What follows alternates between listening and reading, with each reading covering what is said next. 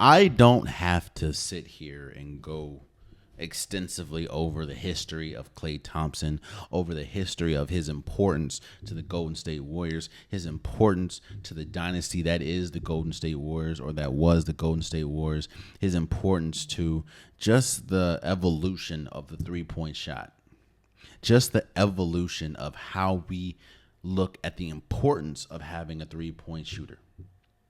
Obviously, him being alongside Steph Curry, and Steph Curry being the greatest shooter of all time definitely plays a part. But Klay Thompson, in my opinion, is the second greatest shooter of all time. That's just me. So I don't need to go in at length about how important he was to the dynasty that was the Golden State Warriors. But let me talk about, obviously, I think, again, I talked about this a couple episodes ago, but we talked about Klay Thompson in negotiating with the Golden State Warriors. He unfollowed the Golden State Warriors and most of the players, including Steph Curry. Actually, I don't know if he unfollowed Steph Curry, but I know that he took down a bunch of Golden State pictures, including championship pictures that he had with Steph Curry. As much as they're in negotiating process, and I think that is a new age way to negotiate. Social media, especially players that have a large social media platform, and especially players that use their social media platforms to express themselves and say how they feel, say what they want. It definitely, it's a tactic. And obviously, it's a tactic because a lot of people talked about it. A lot of sports media outlets talked about it. Hell, I just talked about it. So I'm not going to take much into that because, again, it's just a way to negotiate yourself. It's a way to show that you mean business. It's a way to show that you are putting yourself first. It's a way to show that, maybe your dislike for some things.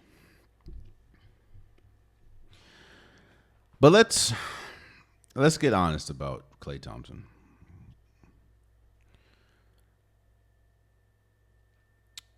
When any player tears an ACL, that usually affects them in the long term. That usually affects their career in general. Now, some players, you see it more in the long term. Some players, you see it immediately. When you tear your Achilles and your ACL in back-to-back seasons, that's usually a death sentence for a career.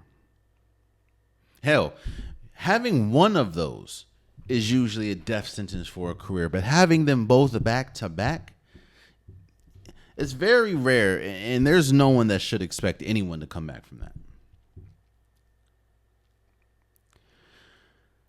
So the fact that Klay Thompson came back from that and actually for a certain amount of time flourished.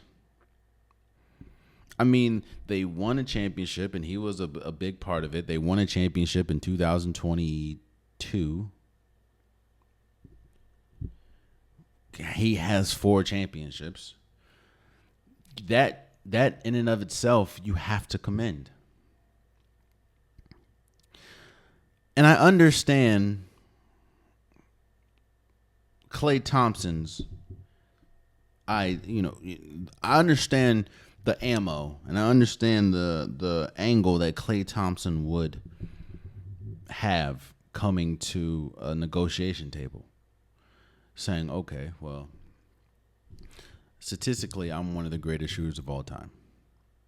Even though last year was an up and down year, we struggled with, I struggled defensively. I just don't have the same step I had, obviously, because I had an ACL and an Achilles injury. My 3-point shooting went down. Obviously, it was 39%, which is great for anybody, but that's pretty pedestrian for a great shooter like myself. I'm still a very important part to this Golden State Warriors team. I still was a very important part to the dynasty that was. And I saw that you took care of Draymond Green. And at the time when he was still on the team, you took care of Jordan Poole. And honestly, they took care of Klay Thompson. They took care of him when he was injured. And I think Klay Thompson feels, and you have to know that this is probably your last opportunity to get a big payday. And you don't want to lose it. But Klay Thompson is not the Klay Thompson of old. And that's no disrespect to Klay Thompson.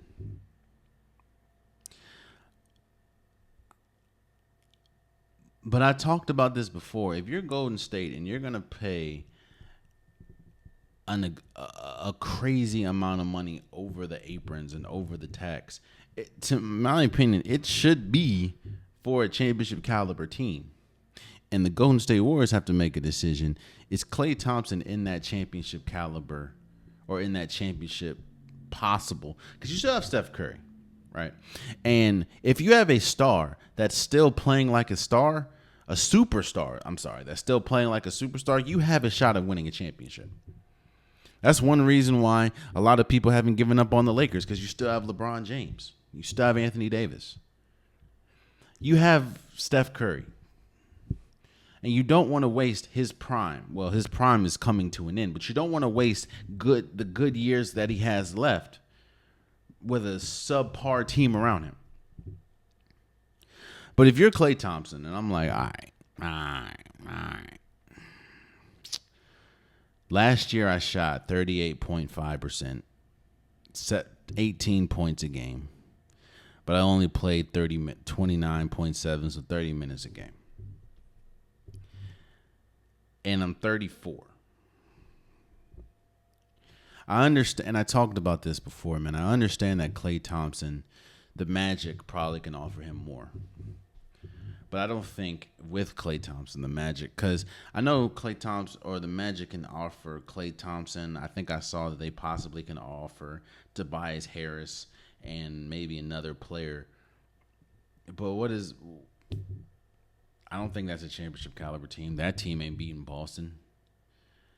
And while the West is incredibly tough, I think that there's still, when I see how good Steph Curry plays and him being a superstar, when I see how good that Draymond Green plays when he's on the floor, when I see how good Jonathan Kuminga has been playing, when I see how good Pods has been playing, I think that this team, they're still, even though it's slightly cracked, even though it's damn near closed, I think that there is still a shot that this Golden State Warriors can win a championship. I don't know if it will. I'm not saying it will, but I think there's a sliver of hope left.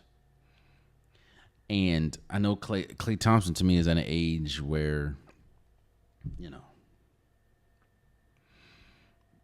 this is probably his last big payday. And arguably could be his last contract, seeing that he's 34 and has an extensive history of injuries now. Used to be an Iron Man in the NBA, but tearing an ACL and tearing an Achilles changes that narrative drastically. And Klay Thompson used to be one of the greatest 3-and-D players the league has ever seen, and that injury has slowed him down tremendously. He was getting torched in the play most of this year and in the play-in defensively. And I understand that a team like the Thunder that has a bunch of draft picks, has a bunch of space, like cap space, they could use a shooter. They struggled with shooting the ball. Obviously the Magic, the Sixers. Maybe the Sixers can sign Paul George and get Klay Thompson for the low. I don't know. But what I will say is, it feels like this is the end of Golden State because, I think what Brian Windhorst was talking about is it's not as much as the money as much as the years. I think Klay Thompson wants a 4 or 5 year deal, which would be longer than Steph Curry's current deal and Draymond Green's current deal.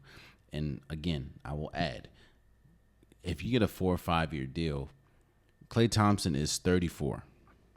And while he had a good year for anyone else, for any good role player.